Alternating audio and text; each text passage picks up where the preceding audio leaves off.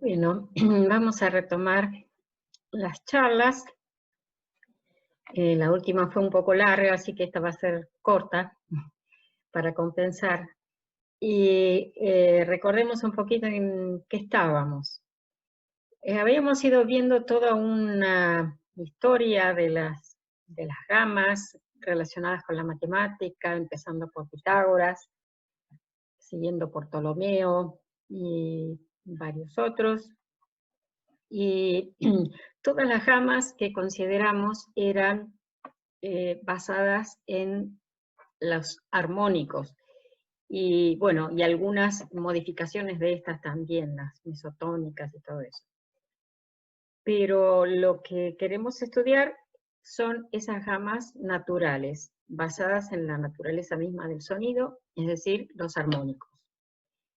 Y ahora último estábamos estudiando una teoría matemática de eso, es decir, nos abstraemos de todas las gamas que se han ido usando a lo largo de la historia, las gamas musicales, y definimos un ente abstracto llamado gama musical, que se basa en los números primos, que corresponden a los armónicos, porque los armónicos que pesan son los armónicos primos. Y bueno, la vez pasada habíamos estado viendo una gama de estas, en la cual cada nota se define por, bueno, dado una frecuencia. Una frecuencia va a ser un producto de factores primos, por ejemplo, factor 3, 5, 7, etc. Y el factor 2, que también es primo, en realidad se contempla, es un cambio de octava. Entonces lo que se hace es tomar logaritmo en base 2, y luego, para situarnos en la octava básica, tomamos la parte fraccionaria de ese logaritmo. Entonces, esas van a ser nuestras notas. Son números entre 0 y 1, determinados de esa manera. Tenemos una frecuencia que va a ser producto de potencias, por ejemplo, de 3 y de 5, vamos a ver hoy. Esas son las frecuencias reales, y a partir de ahí tomamos el logaritmo de esa frecuencia y le calculamos su parte fraccionaria.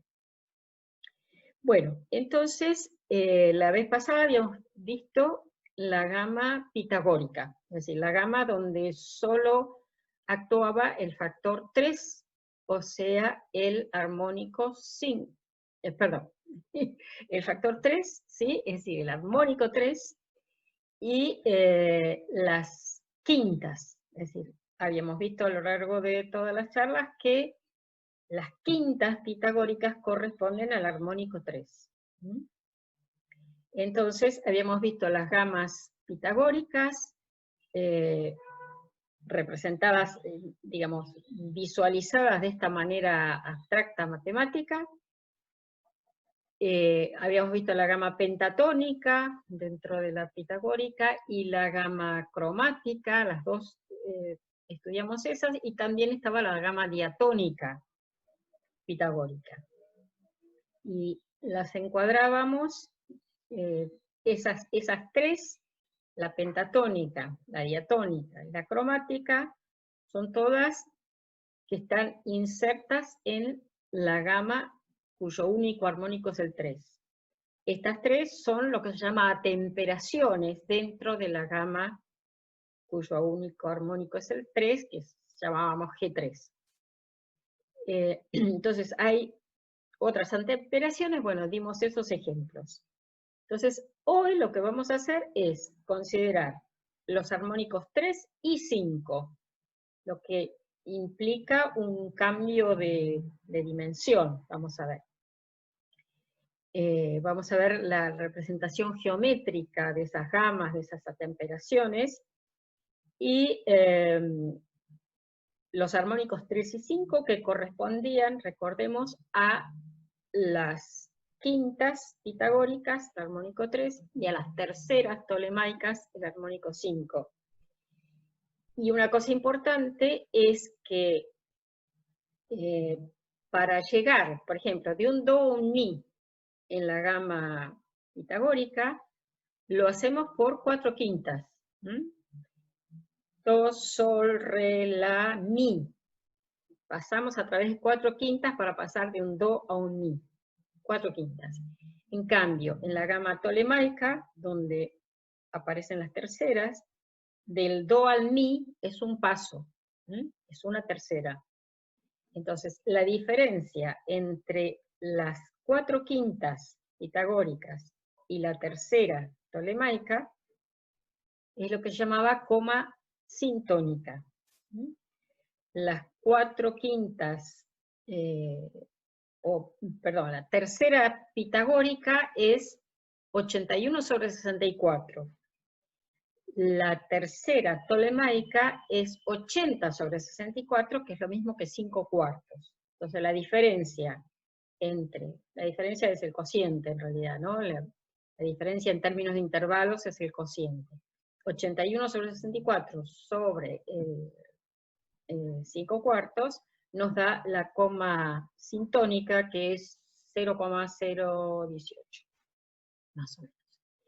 Bueno, entonces ya estamos más o menos en órbita, digamos, para ver la gama basada en los armónicos 3 y 5.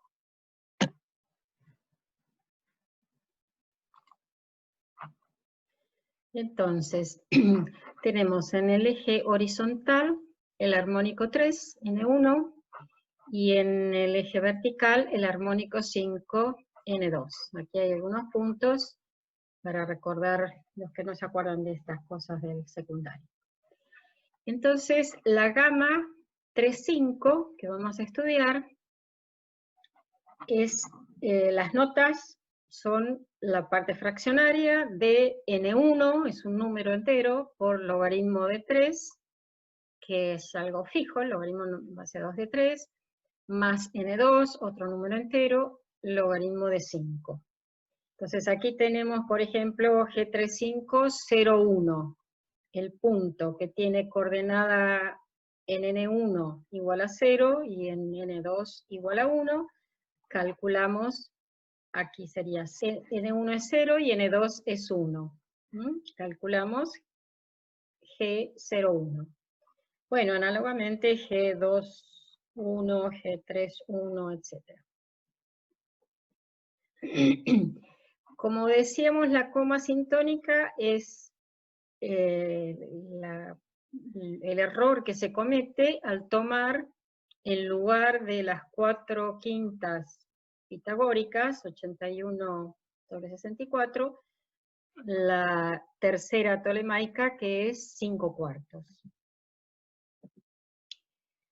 Entonces, ahora vamos a construir una escala a partir de una figura, un polígono que uno dibuja en el plano.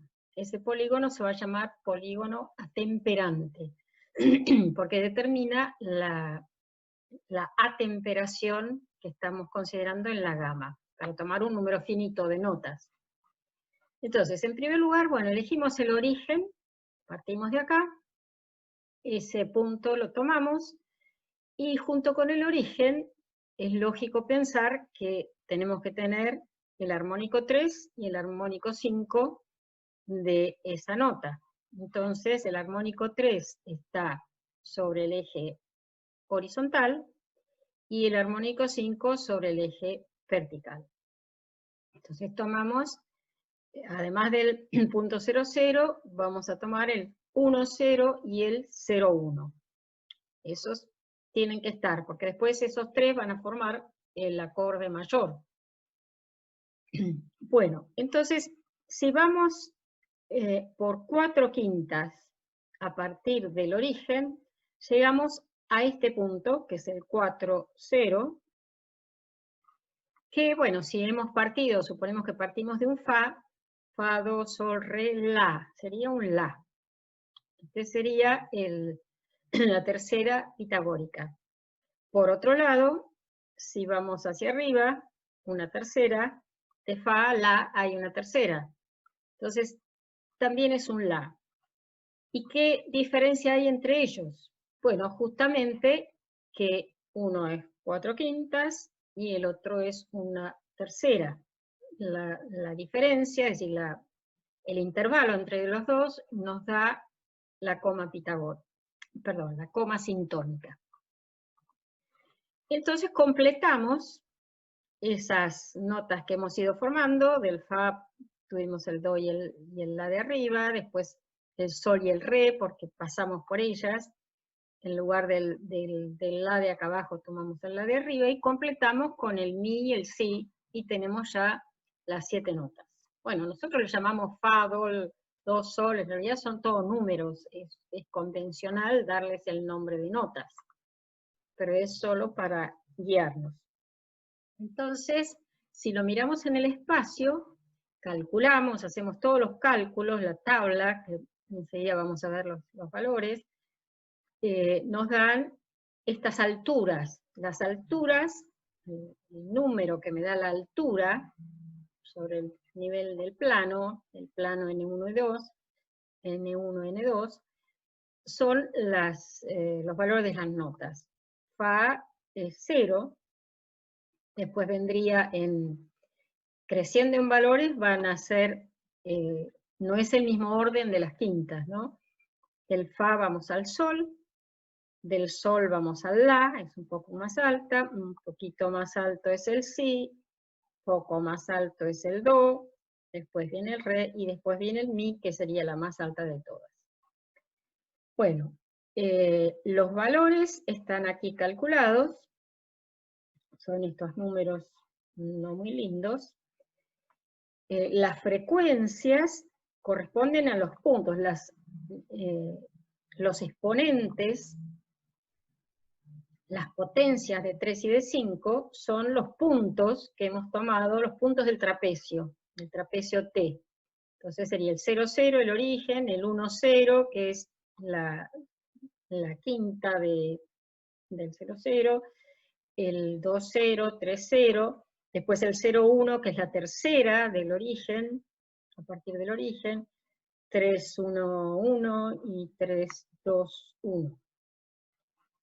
Bueno, si consideramos que el fa es la fundamental, entonces multiplicamos estos valores, estas potencias que son las frecuencias, multiplicamos por 4/3 y obtenemos estos números. Si queremos reducirlo a la primera octava, para ver qué valores tenemos en la primera octava, bueno, nos da 4/3, 1, 3/2, 9/8. Estos son nuestros viejos conocidos, las 7 notas de la escala diatónica de Ptolomeo. Entonces, esa es lo que hemos obtenido. Ahora, tenemos que analizar si esa escala, esa atemperación, responde a las condiciones que requeríamos, que eran ¿cuáles? En primer lugar, que hubiera casi un ciclo. Sabemos que no va a haber nunca un ciclo exacto, pero sí hemos tenido aquí un casi ciclo, que es, hemos tomado un la, digamos, fuera del trapecio, y lo convertimos en un la que está dentro, es decir, los identificamos, cuando en realidad la diferencia entre ellos es la coma sintónica. Esos son estos dos puntos que están aquí marcados. Bueno, acá el trapecio lo hemos trasladado del origen, lo trasladamos al punto A, y marcamos con rojo los puntos que llamamos vecinos.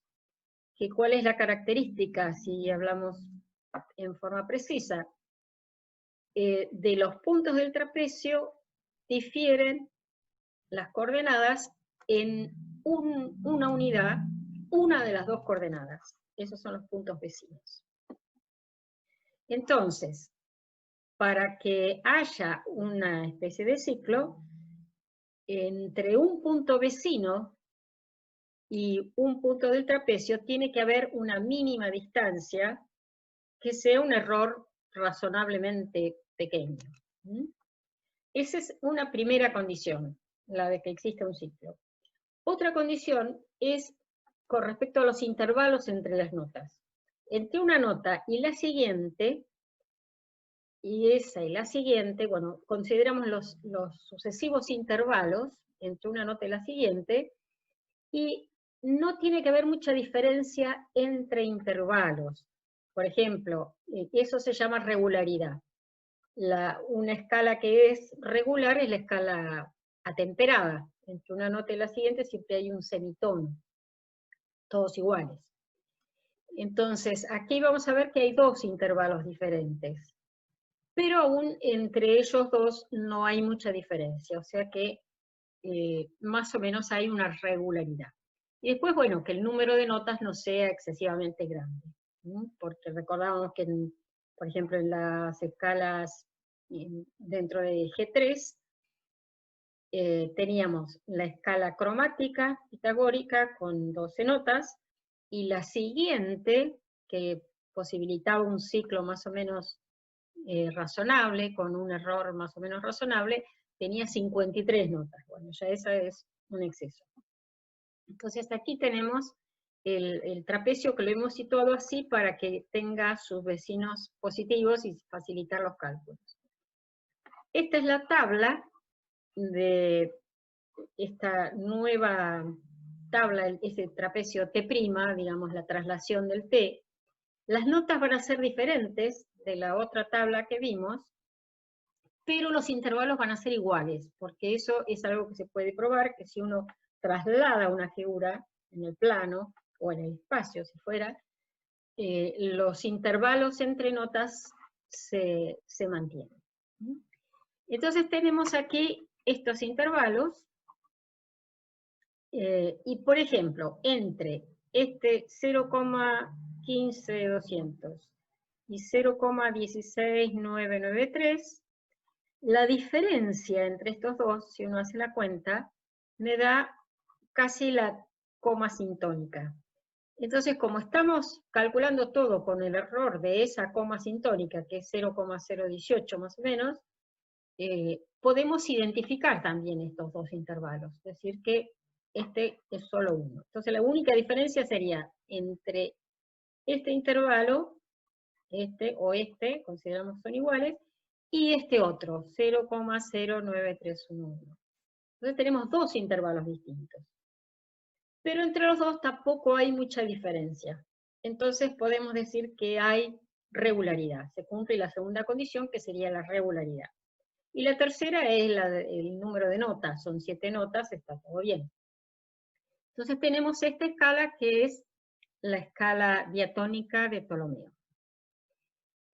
Bueno, aquí está lo que estábamos diciendo, de dos intervalos con poca diferencia entre ellos. Tenemos regularidad, existencia de ciclo y número de notas. Aquí tenemos un nuevo ejemplo dentro de la escala, perdón, de la gama G35, que es compuesto por este polígono. Este va a ser el polígono atemperante, y tiene adentro 3 trapecios, que yo los marqué con colores.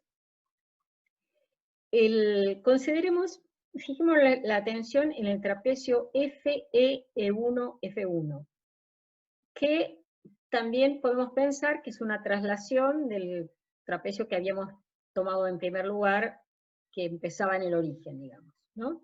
Esta es una traslación, de manera que aquí tendríamos las notas de la escala que veíamos recién, tolemaica diatónica. Ahora, si calculamos las notas en estos puntos del trapecio de acá abajo, vemos que difieren cada una de su correspondiente en un valor que podemos pensar que es como una alteración de las notas tolemaicas del trapecio FE, E1, F1. Una alteración, en música los músicos le llaman a tomar un bemol o un sostenido, ¿no? O sea, bajar un semitono, más o menos, es eso.